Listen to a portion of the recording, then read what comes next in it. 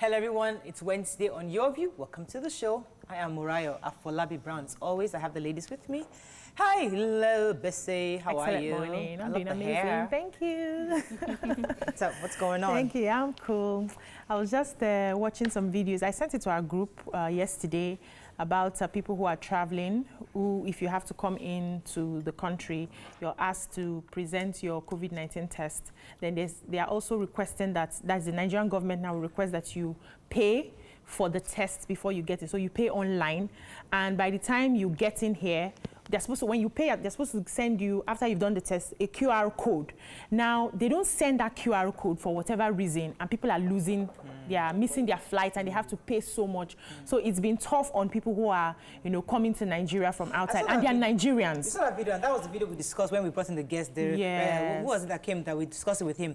I think it was the chairman of the PTF, and he addressed that the QR there was code. an issue earlier with the site, but it has been fixed since that video, because that video actually trended about 3-4 weeks ago. No, a friend also sent me a message. Right. Yes, she encountered the same thing. I know somebody who's coming in. Fixed. I know somebody who's coming in tomorrow. Okay. So I'll also verify. Okay, please verify. We'll just see, and then we'll take it from there. I can push it forward. But I think we should still make a report based on what your friend's testimony to the right channels. How are you doing, Mariam? I'm doing fine. I'm a little sleep deprived. I spent yesterday doing some work. I have, my interior decorating job. So I've got I got a job, and I spent so much time, putting stuff together, and then everything disappeared. I'm the manager. And so I have to start all over again on the computer. Yeah. So I have to start all over. And yes, it is so painful. And are you ready to share the big news? No, I'll wait here. I will later. During the break, you shared the big news. Yes, we will share in hearing the big news. Meanwhile, BC. Hair by BC. Oh, wow. Everyone is hairy by BC. Everybody is hairy by BC. So I lose my hair over the weekend. Can we carry our money? Take it outside. Yes, now that BC is saying, I can't buy hair anywhere. It's impossible. So I lose my hair over the weekend. That braids. When I got to salon, they were like, so you actually, I thought it was a wig. And like half of my hair went. So we're treating, it will grow back. So we have to keep the hair and nurture the hair. Anyway, she has beautiful hair. It's not like us. Once we lose the hair, we have to wait 5 years. Once 10 years. We all cut our hair together in this company. It's only me that my one has not passed this. You've cut your hair twice or something. All of us cut hair around the same time. Mariah's hair has seen people differently. I was passing hair. I was not around. Yeah. You've got hips, Mariah. Stop eating their food. Yes, I was. So I have the video. I'm going to post it later. I was eating the Wake Up Nigeria food. Thank you. Honestly, I think part of what was it you that said something? There was a year that you actually was a year of learning. Yeah. I think this year too is a bit of a year of learning to me, because I'm in school, I'm doing other work, I'm also putting things together. So I'm absorbing a lot of things. I'm just hoping that by the end of the day, what should I do? Don't let that influence you. You've always been someone that pushes more for value, so stick to that. Yeah. Because at the end of the day, over time, value might not show results immediately. I have, like I mentioned value before, will bring money. I have someone that paid for my 5,000 naira course, paid for the 3-5 course, and now has bought a land of over ₦1 million from me. And this is a customer I've been nurturing since. So sometimes you'll be adding value, thinking social media is not making money for me. I like the way when it comes customer have been nurturing for a long time. Yes, I've been nurturing. So you add value for years. The day it will just come up, we'll be like, hey, this is how it will. Relax. You'll be all right. Okay, it's Wednesday. Today is going to be fairly serious because we want to dig further into the issue of deregulation, the fact that marketers are going to be paying by international market forces, and the fact that Nigerians are still complaining about the cost-reflective tariff given by the DISCO. So that's our focus today. But first, we go through the front pages of the papers. Stay with us. We'll be right back.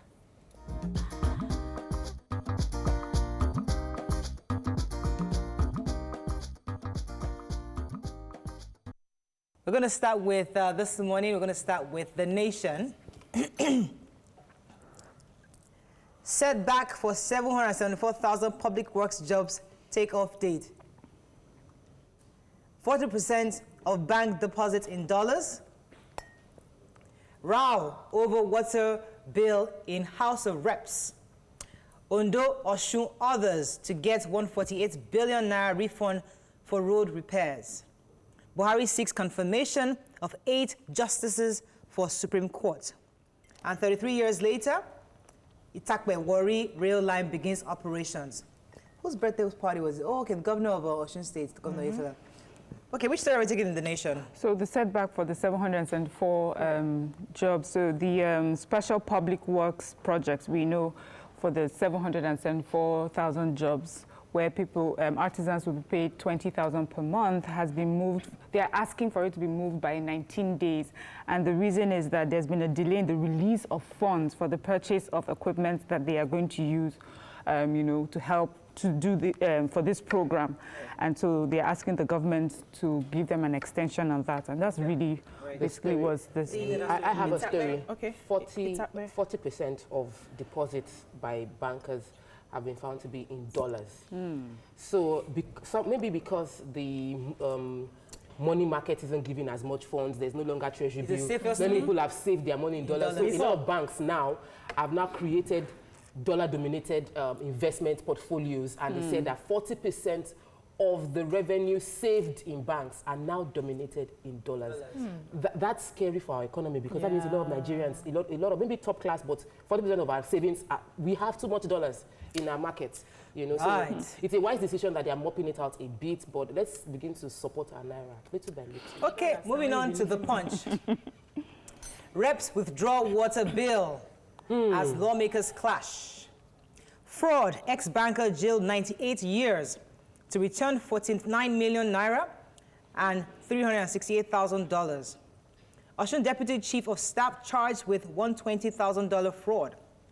APC seeks support for El Rufai panel on Ekiti crisis. Akeredolu promotes over 31,000 civil servants in Ondo. And let's move up a bit. Magu's lawyers planning false publication against panel. Buhari presents 2021 budget to National Assembly next week. Okay. The woman who This was... woman, what happened? Do you have that Yeah, story? so she's a former employee of First Bank of Nigeria, and she's been, she was found guilty of stealing 49 million and another 368,000 US dollars belonging to the bank. I think she had to do she was in the department that had to do with Western Union, and then she found a way to divert the money to her personal use. So when the accusations came and she was, she denied, she pleaded not guilty, and then she was prosecuted. Evidence was brought forward. They proved she was guilty. So she's been given cumulative. They initially gave her 7 years imprisonment, but then cumulative, she's going to be doing 98 years. Okay. Yeah, so another, yes, in Osun State, so the Deputy Chief of Staff to the Governor of Osun State, his name is Abdullahi Binuyo, well, has been charged by the Inspector General of Police for being involved in a $120,000 fraud. Wow. They said, allegedly, he conspired with a group of others who are now at large. And what they did is that, well, their plan was to dupe a certain Mr. Babatunde Ajala and his company called BMA Nigeria Limited. So he had forged and signed as a Mr. Akim of Thani for Ahad International FZC company in the agreement with BMA.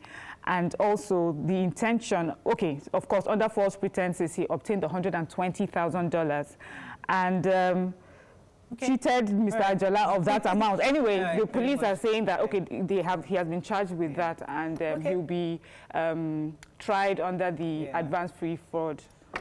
Okay, moving on now to Vanguard. Reps in shouting march as Speaker drops water bill. EFCC will thoroughly probe allegations against Magu, says Justice Salami. APC PDP trade blames as violence erupts in Owo. Convoy attacks Shetima leads Borno National Assembly member on solidarity visit to Zulum in Maiduguri. Lopsided recruitment, Southern Middle Belt leaders blast DSS and DG.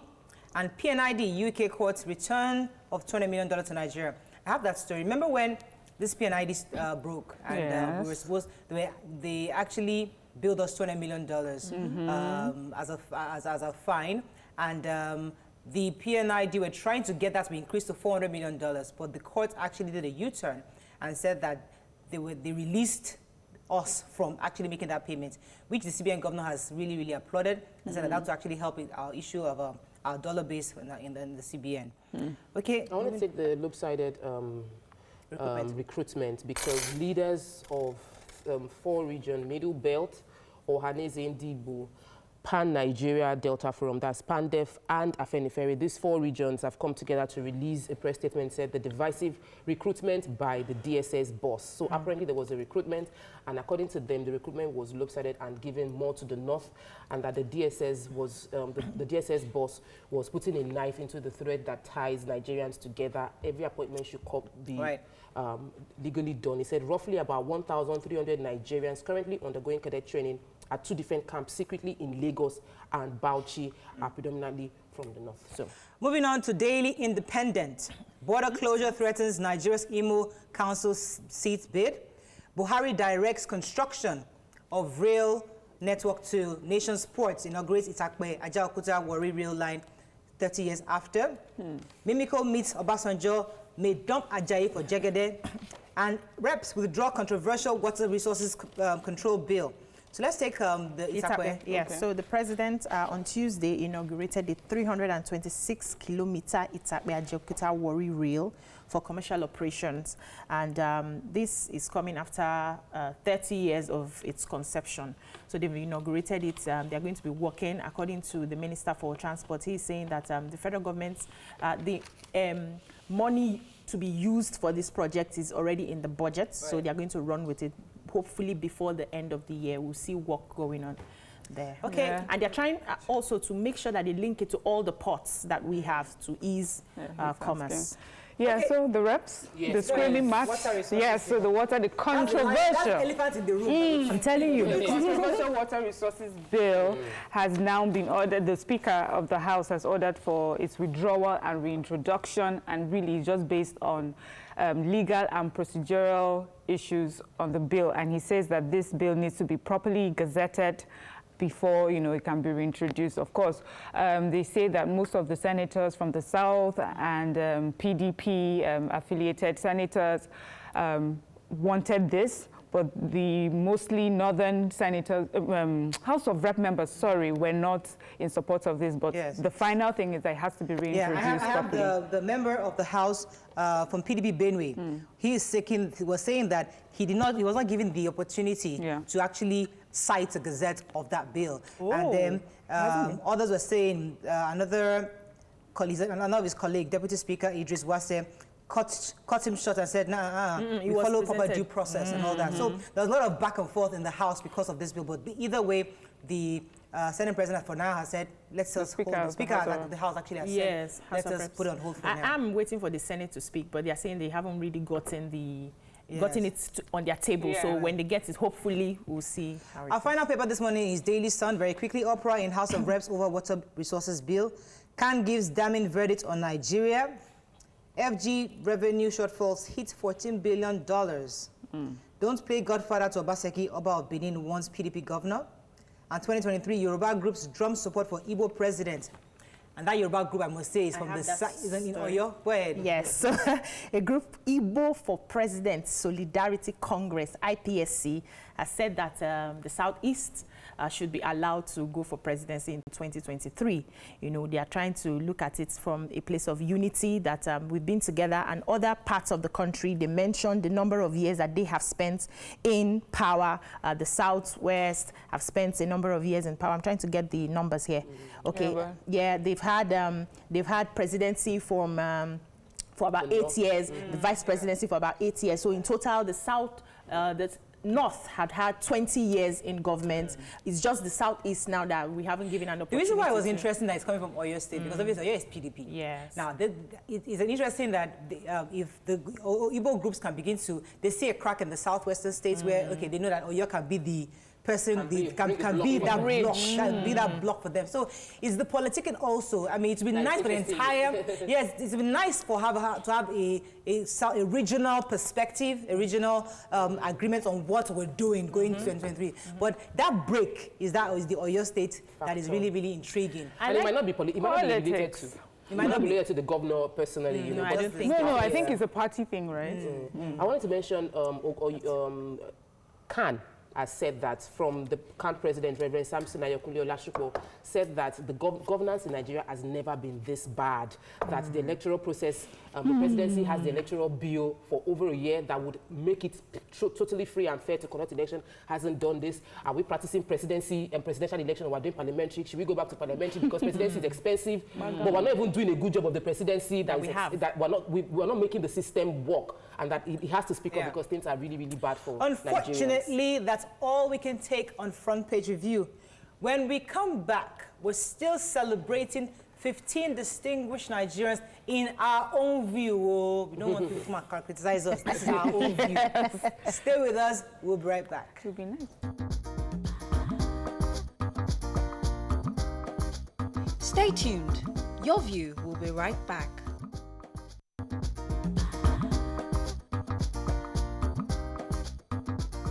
Welcome back to Your View.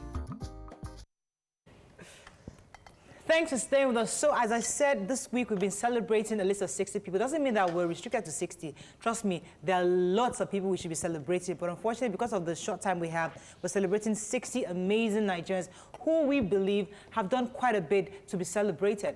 So today we're taking the next list of 15, and I'll let BC start with the first 4. All right. So Silas Adekunle is an inventor and technology entrepreneur known for creating the world's first intelligent gaming robots. He bagged first-class degree in robotics and an honorary degree of Doctor of Technology. Professor Wale Sulaiman is a neurosurgeon and academic. He is the CEO and chairman of RNZ Global Limited. He also founded RNZ Foundation to provide free neurosurgical care for Nigerian parents and training for healthcare professionals.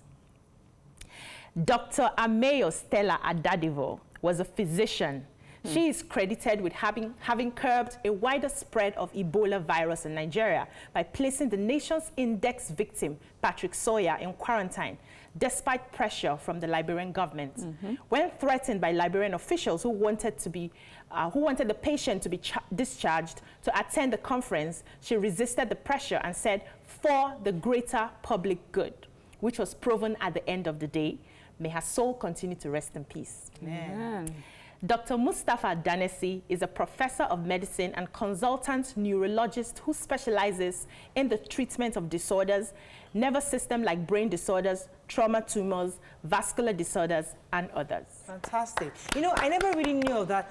For the greater good. Yeah. That should be like a brand. That was somebody should have extracted that mantra. That phrase. Yes, and that should be for the greater. So everything we do in Nigeria should be for the greater good. I love that. I even adopt that. That is fantastic. For the greater good. I love it. Go ahead, Mariam. Tell us the next 4. Yes, so the next 4. First, we start with Femi Kuti.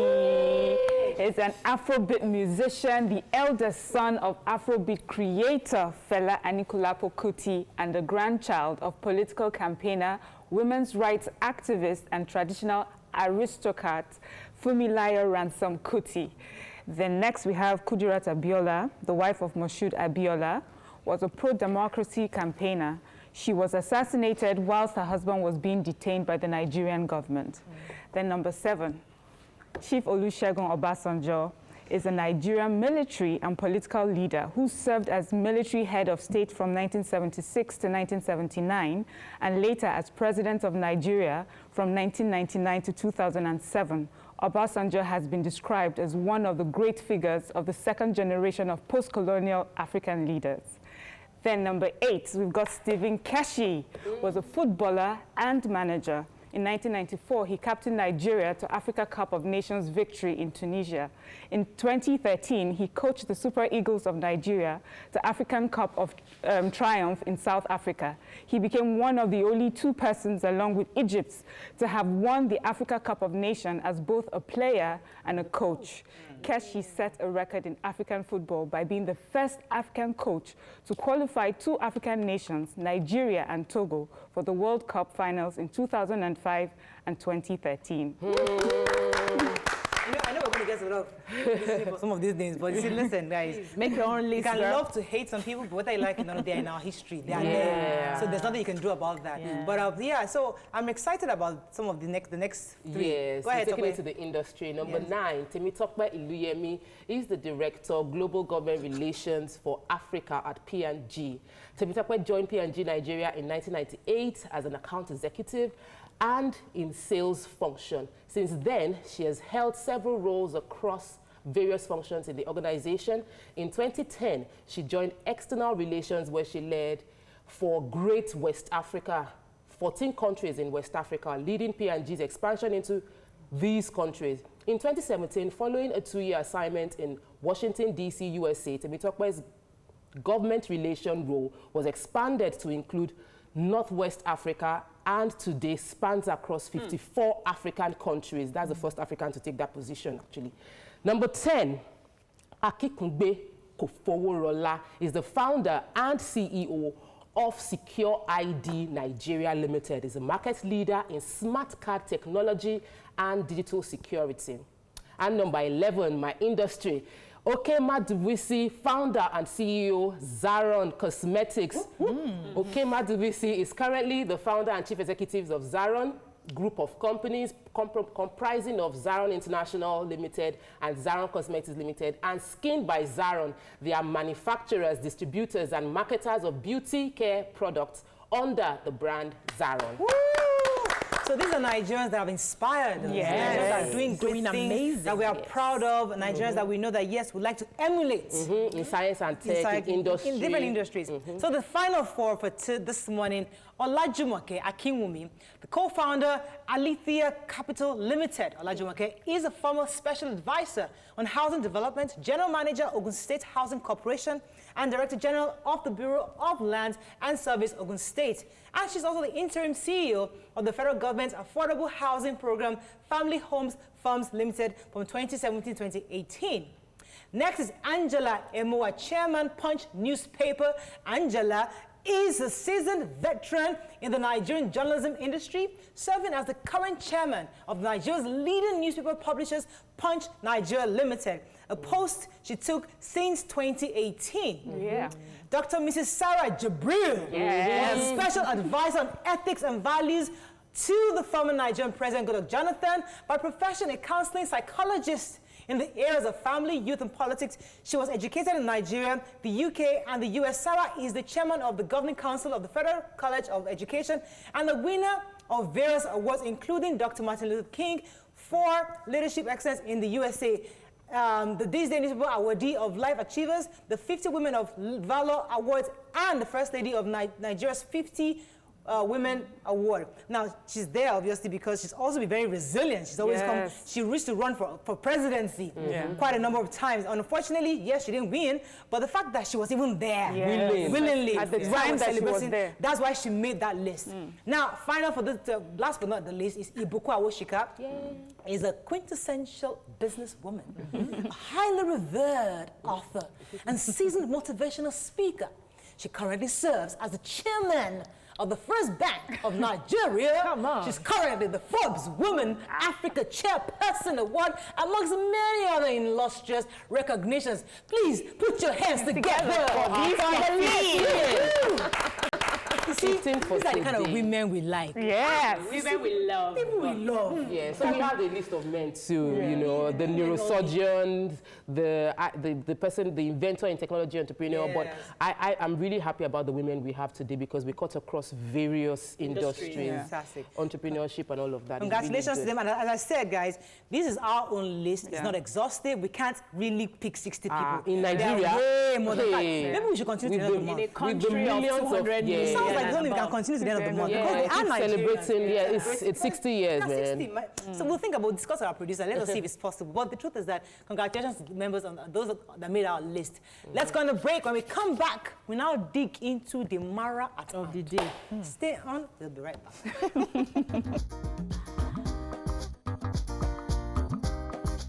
Stay tuned. Your View will be right back.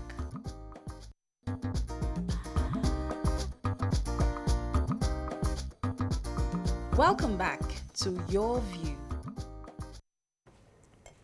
thanks for staying with us. So the federal government has proceeded with the full deregulation of the downstream petroleum sector with the removal of the existing cap on the fuel prices.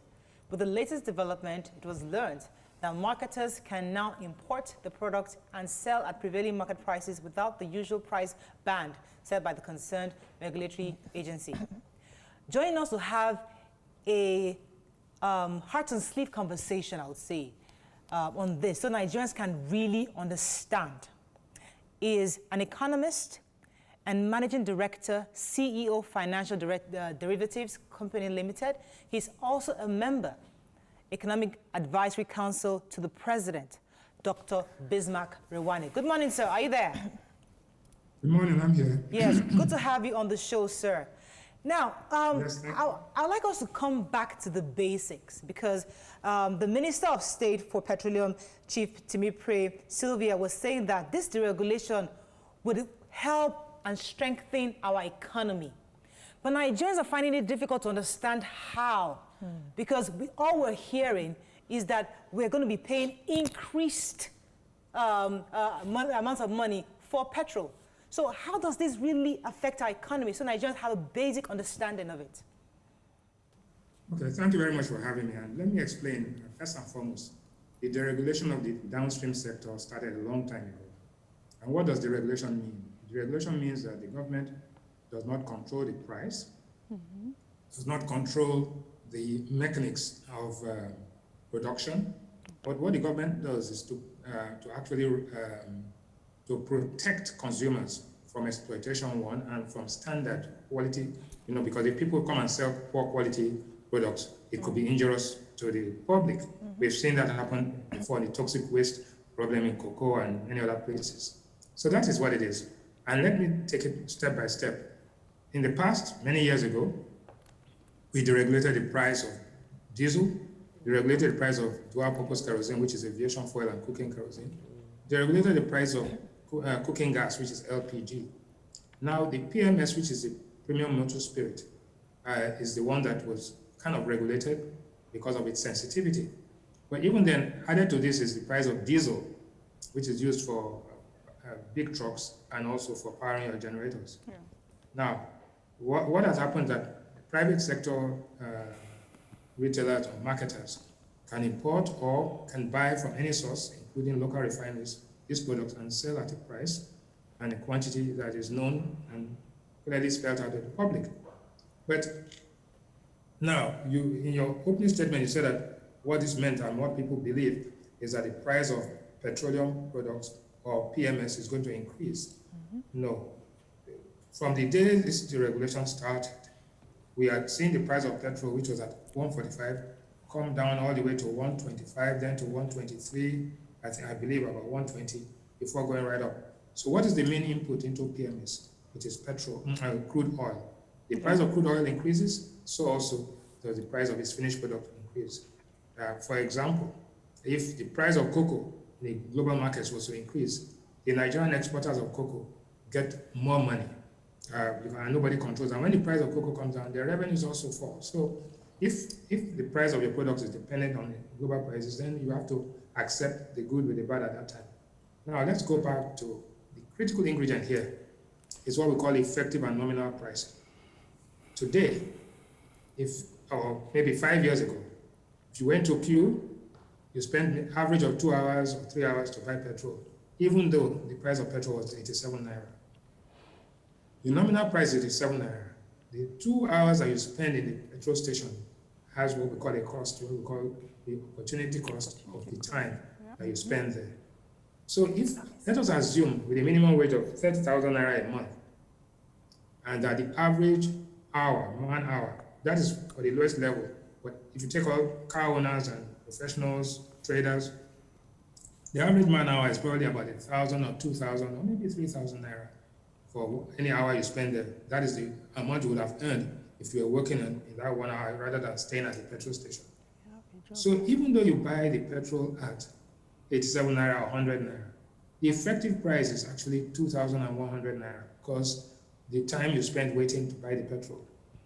And the probability that even after waiting for 2 hours, you may not even get the petrol. Many people have gone and then ended up buying in the parallel market. So when you compare the effective price to the nominal price, you'll find that it's cheaper to buy petrol at 140, maybe 160, and get out of the petrol station in 1 minute than sit down there and wait for 2 hours without knowing whether you quit it. Let me ask you this question. Yes. Because yesterday in the papers, they said that NNPC paid itself over ₦1 trillion in subsidy.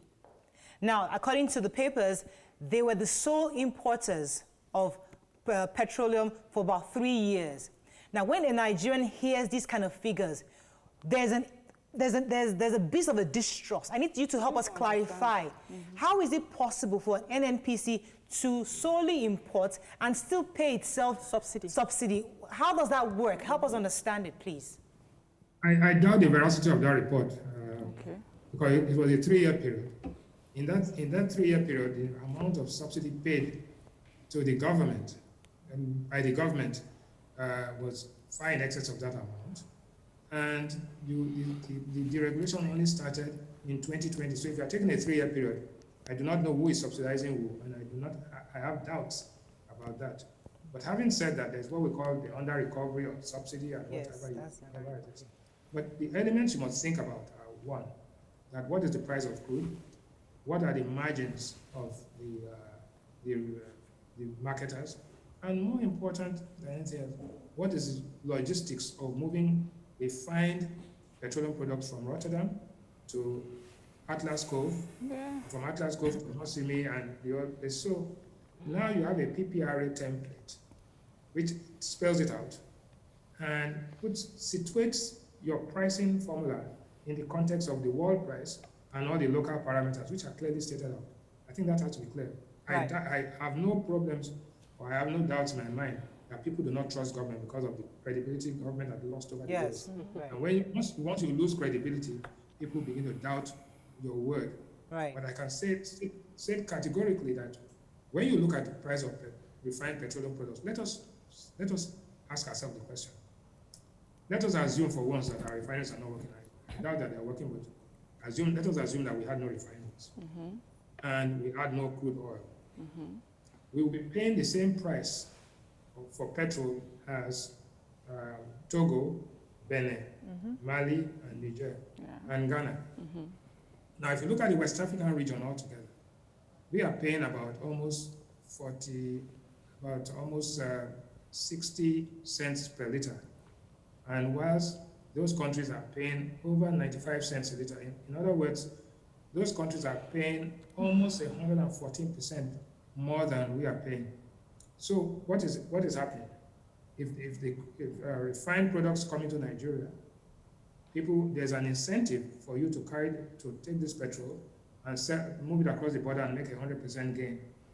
And it is not by coincidence that if you travel between Lagos and Ota, and Lagos and Idiroko, and Songo and all those places, the number of petrol stations you see per extra mile or per kilometer are more than all the petrol stations which are in central Lagos, Victoria Island, Ikoyi.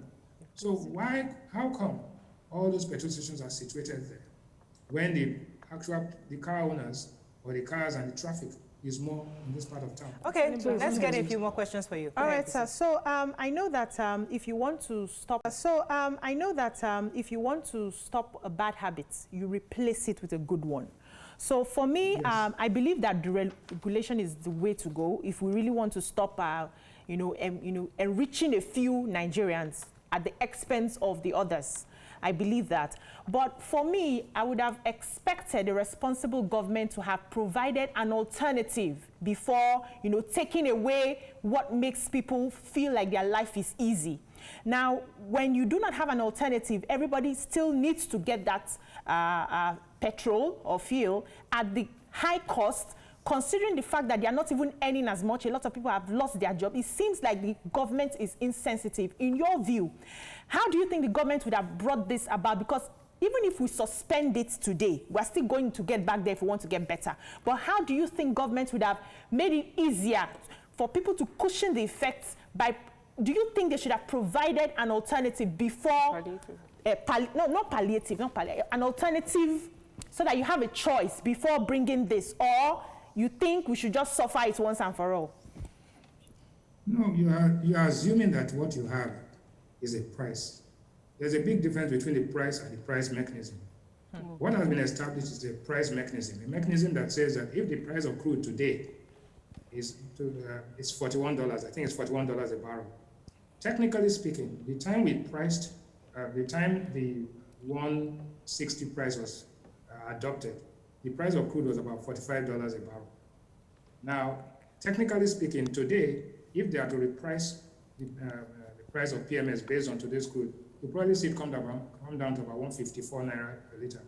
Okay. Then, if next month it goes up to, the price of crude goes up to $50 a barrel, you'll find that the price will go. So, first and foremost, let's establish that the mechanism is adequate and it's what is appropriate. What the government will do with the proceeds of the money it gets by not spending money on subsidy is the critical issue, and that is the question I think you are asking. So how do you apply this so that it reduces the negative impact on people, especially the vulnerable and the people at the bottom of the pyramid? One, first and foremost, the money cannot just be taken and stranded. The money has to be deployed. What happened in 2012 was that the money was put into Shopee. Shopee kept the money, isolated it there, and didn't use it. And when eventually it was used, we did not see the impact. Now, today, I think there should be a simultaneous spending and investment of that money in sectors where there's an impact, where there's job elasticity, where people can feel it. And I personally believe that if you were to use the proceeds of that to give scholarships to everybody, all Nigerians who have children in secondary schools or secondary schools for that matter, and say, look, all Nigerians, the money from this 1 trillion or what have you, the money that we would have used subsidizing consumption, we are going to use that subsidizing people's education and welfare, healthcare, right? Transportation projects, so that people can feel it. So I have no doubt in my mind that this is what should be done. And I believe that also the government has that in mind. But also the government, there's a time lag between when policies are made and when impact is felt. Right. We need to, how do we bridge that time? Yeah. Even if the government has to borrow money to carry out those projects immediately, and then use the proceeds of the subsidy, which we will then recover, to cover that cost, I think that would be an appropriate step. Let me go on a quick break. I believe that, I certainly believe that if you put that money into scholarship for all the children across the country, all right, that people would feel the impact immediately because they'll spend less on education. Okay, we'll come back to this, sir. Let's go on a quick break. When we come back, we'll continue our conversation with Mr. Rewane. Stay with us, don't go anywhere.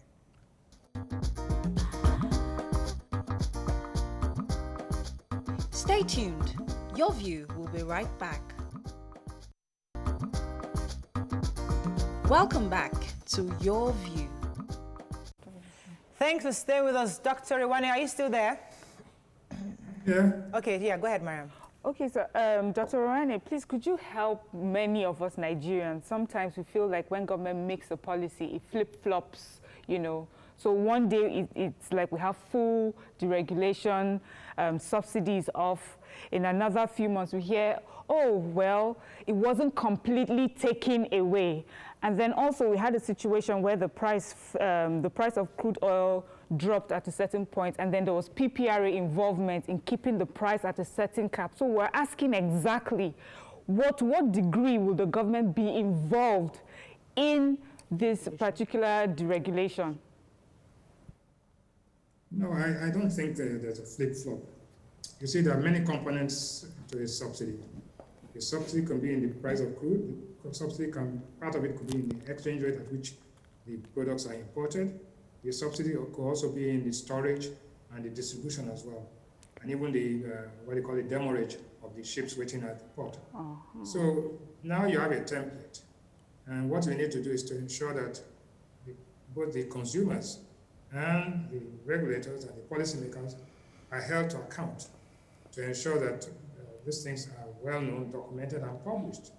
For the first time in many years or decades, NNPC is now publishing its accounts monthly, and with all the points, what we call those disbursement facility indicators as prescribed by our lenders.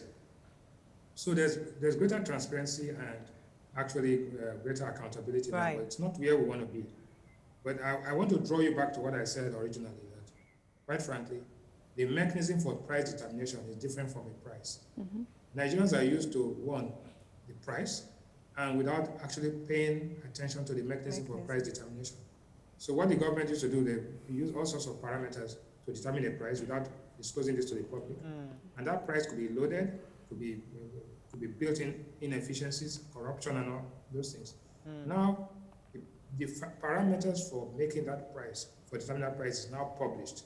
Everybody knows it, and then you can then question it. And if there are any loopholes or leakages, you can bring it.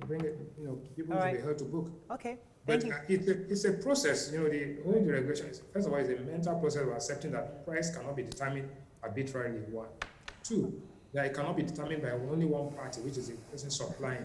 Right. It is also determined by the market and the market forces. And three, that everybody is accountable and transparent.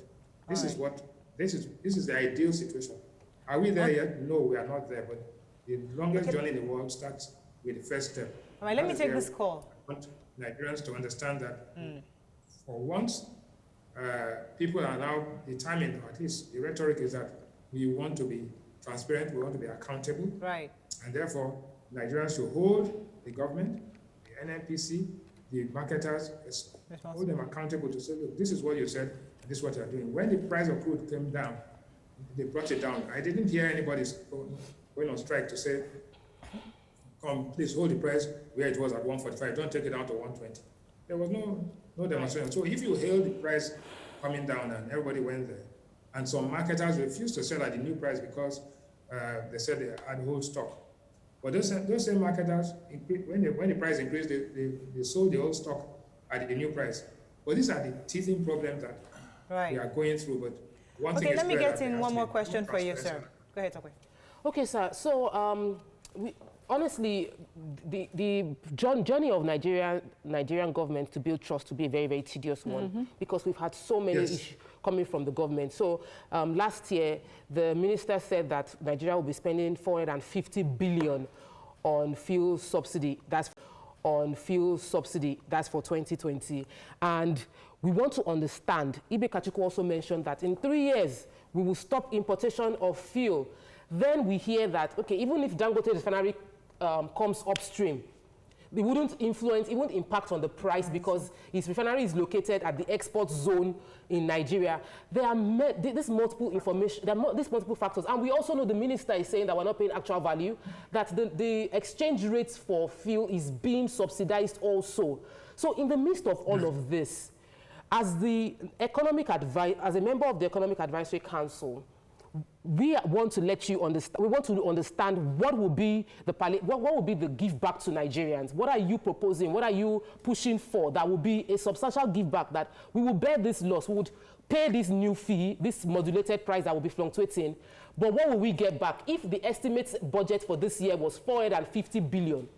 So let's say that might be what we'll get next year. What would governments do with that money since they are no longer paying it as subsidy? Yeah, I think I addressed that, but let me start from something. There's what we call availability or supply. Availability or supply. One is, will there be supply? Yes, there will be ample supply and availability. At what price? The price is determined by this modulation that we say. Then thirdly, there's what we call the conversion of compressed natural gas. Vehicles can run simultaneously on gas and or fuel. So if you retrofit the cars so that you can buy either gas or petrol, if the equivalent of gas, the price equivalent of gas in petrol terms is about 100 naira a liter. But the question is when and how we will convert all the cars that are using petrol today so that they can have the alternative of using gas whenever they want and use petrol when they want. That's the process that has started or is being discussed actively. I'm assuming that what the minister announced was that for the bottom of the pyramid, the taxis, the buses, and all of that, the government will underwrite, or hopes to underwrite, the cost of retrofitting their cars so that they can have access to this gas fitting, and therefore they can be buying the equivalent of petrol and gas at about 100 naira a liter. But that is not the critical, that is one of the critical ingredients. So I want to address your question that one, because of this new pricing formula, there will be always supply at a price that is openly determined. Thirdly, there will be subsidies in the sense that cooking compressed natural gas process will start. And more than anything else, it will also bring about what we call equilibrium between our prices here and the price of our neighbors so that there's no smuggling. And don't forget that Dangote's refinery is about 650,000 barrels. That's enough to fuel the whole of West Africa, including Nigeria. They are modular refineries. They are the refineries that, the dilapidated refineries we have today, which are going to be kind of either concession, divested, or some other structure. So everything about PMS, which is petrol itself, and that is the sensitive thing, is being addressed. But you have to look at other products that come out of the fractional distillation column of the refineries, i.e. gas, methane, diesel, kerosene, right? And then petrol. In other markets, the price of diesel is always lower than the price of petrol because petrol is a higher product. But today, diesel is selling for 195 to 200 naira a liter, while petrol is selling at 159 naira a liter. That is the reverse of what it should be because of the distortion due to the subsidies. So it is true, the same foreign exchange is being used to import diesel. The same foreign exchange is being used to import dual-purpose kerosene. But even if the price of diesel went up from 190 to 200 today, it will not even make the back pages of the newspaper because people have now gotten used to the fact that the price of diesel varies with the price of crude oil and other variables. If after these teething problems of petrol modulation, price modulation, you will find that the price of petrol will be moving in different directions. It will be aligned with oil prices, aligned with the exchange rate. And then people will have built that into their mentality that prices move, like all price of products move. Price of garri moves today, price of yam moves tomorrow, price of tomatoes. You only hear noise about it when there's a significant change in the prices, which borders on this extortion. All right, let me pause you for a second, sir.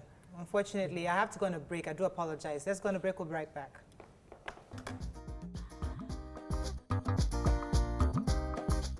Stay tuned. Your View will be right back.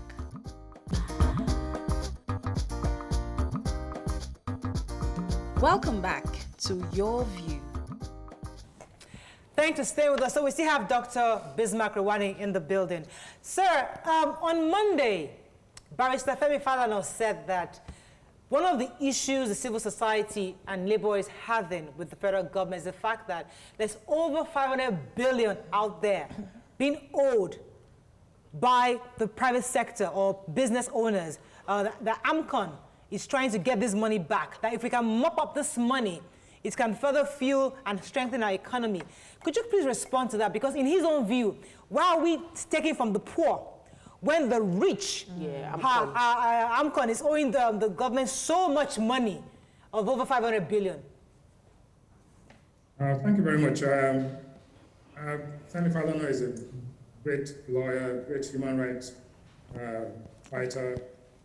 But the problem with what is describing what we call Robin Hood economics is that when you finish the stock of wealth that you've recovered from the rich, supposed rich, after that, what happens? You have to look at economics on a flow basis. That is, the flow of wealth is more important than the stock of wealth. Okay. And what I mean is that we need the biggest factor, the major ingredient for sustainable growth is investment in the sector. Nobody will invest in electricity. Nobody, no sane person will invest in downstream petroleum as long as you determine the price at which you will sell his products. But nobody tells the woman who is selling plantain, the woman who is selling yam or selling garri at what price to sell. If the cost to her is 10 naira, she can sell it at 11, she can sell it at 12. If she sells it at 15, nobody will buy it, they will go to the other person. Yeah. Okay. So I want us to recognize the fact that These businesses are investments. Electricity, petrol, diesel, they are investments. And as long as the people who are selling these products cannot determine the price at which they will sell, you will have a shortfall in investment in the sector. And if you don't have investment in the sector will not be able to trade profitably and sustainably. So I want us to understand that. So my takeaway is that one, money that AMCON is collecting it because people borrow the money and they didn't pay back. And it's not only the petroleum sector that AMCON is being owed, they are being owed in all the sectors. But that was what AMCON was set up to do in the first place, to serve as a stabilizing institution when banks were unable to recover their money. They buy toxic assets at a discount, and then collect the money and return people, make sure that people are not laid off. I think that's the most important thing. And I would like to, as we try to summarize and end this session, I'd like us to take away, I get what AMCON is doing in stabilizing the sector, but you raised a very valid point in that private investors wouldn't want to put in money where they can't determine the price. Shouldn't that be the reason for the government and our presidency to sign the petroleum bill, the petroleum industry bill, because a lot of foreign investors have pulled out or are selling into local people? There's issue on ground because we haven't signed an holistic bill. What we have right now is piecemeal. This is here. They signed the petroleum governance bill. Then there's this deregulating price, but we don't have a policy framework for the entire downstream, upstream sector comprehensively signed by the government. Shouldn't that be the right line of action? That is not correct. The truth is that the president has submitted to the National Assembly a comprehensive bill. The first bill that was sent to the National Assembly started in 2008. And here we are 12 years later. It's been amended all the time. This is a comprehensive bill, which I'm hopeful and optimistic that the National Assembly will treat with urgency and then it is signed. And even if you sign the bill, you'll have to amend it because the bargaining position of Nigeria today, when the price of oil is at $40 a barrel, is different from the bargaining position we were in when the price of oil was 108 and people were falling over themselves to come here to come and invest. Now we are in what we call a buyer's market. And before it was a seller's market, we were able to sell anything we wanted at any point, at any price. We are now, the situation has changed, and we have to increase the incentives. And it has many components. One is the community, host community part of it. The other one is the governance structure, which includes commercialization of NMPT, restructuring of the regulatory bodies. And finally is the fiscal incentives, which will incentivize international and domestic investors to play in this program, including the National Local Content Development Act. So when you put all of these things together, you find that Nigeria has to be competitive. That's why we're driving. I agree with you that rather than taking it on a piecemeal basis, we should have a comprehensive legislation, which is what is sent to the National Assembly. And it was only sent, I think, yesterday or the day before. So we have to give it time. It's not that the president not signed a bill. There is no bill right now. Right. Okay. There's Let a me new get bill in. that All right, sir. So everybody's hoping that Dangote's refinery will kick off.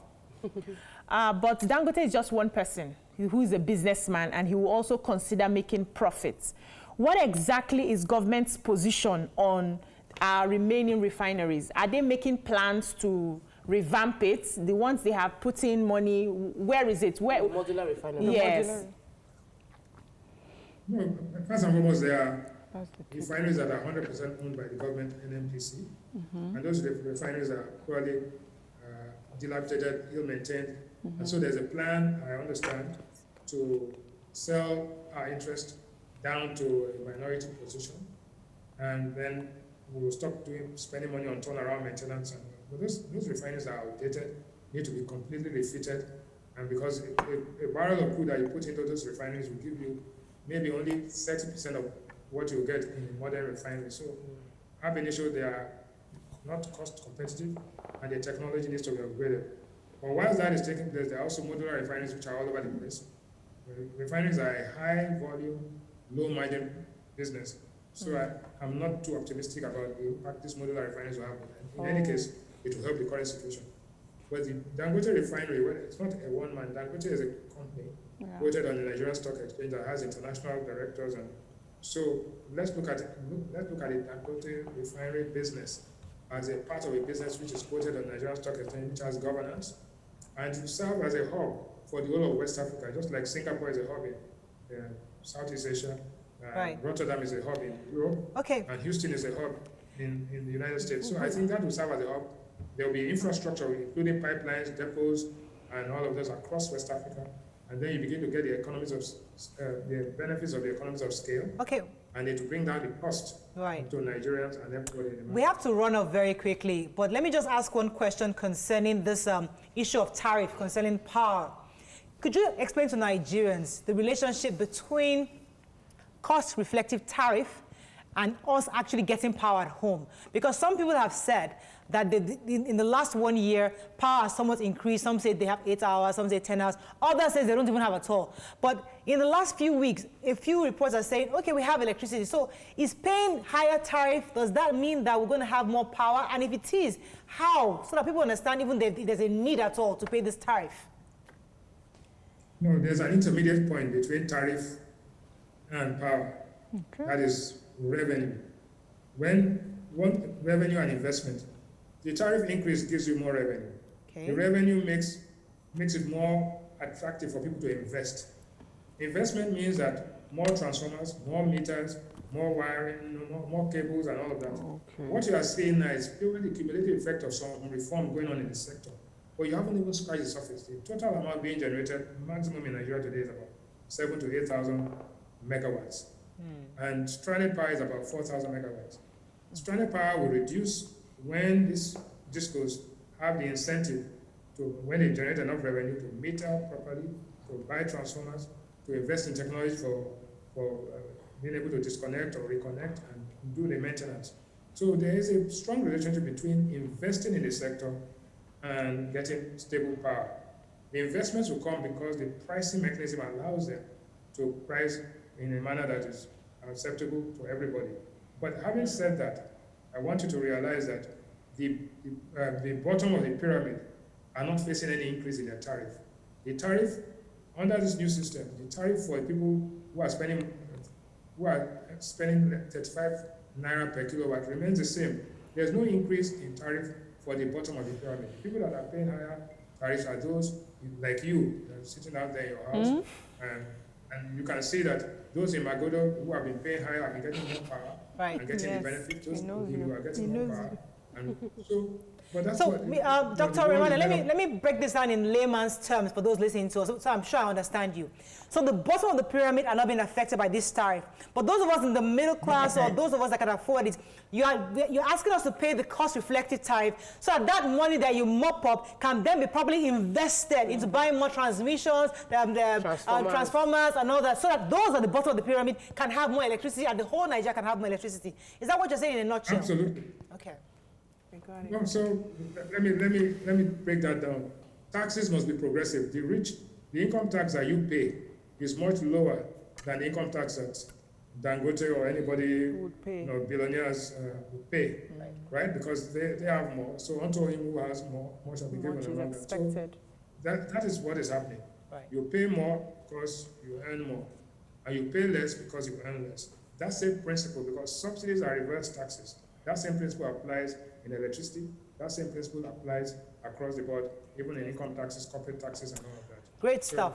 Thank you so much. Unfortunately, we need to wrap up at this time. Thank you very much for enlightening us on quite a bit of issues. We'd like to bring you back to share more light on other areas of the economy. But thank you. We'll be speaking with an economist, Managing Director, CEO, Financial Derivatives Company Limited. He's also member Economy Advisory Council to the President, Dr. Bismarck Rewane. That's all we can take on the show. Have a fabulous day. Tomorrow is Independence Day. Yep. Whoop, whoop. What are you dressing like? Ooh, I am going to be an Edo woman. Okay, what's your own? I don't even know again. What's your mind yourself? Anyway, see you tomorrow. Bye for now.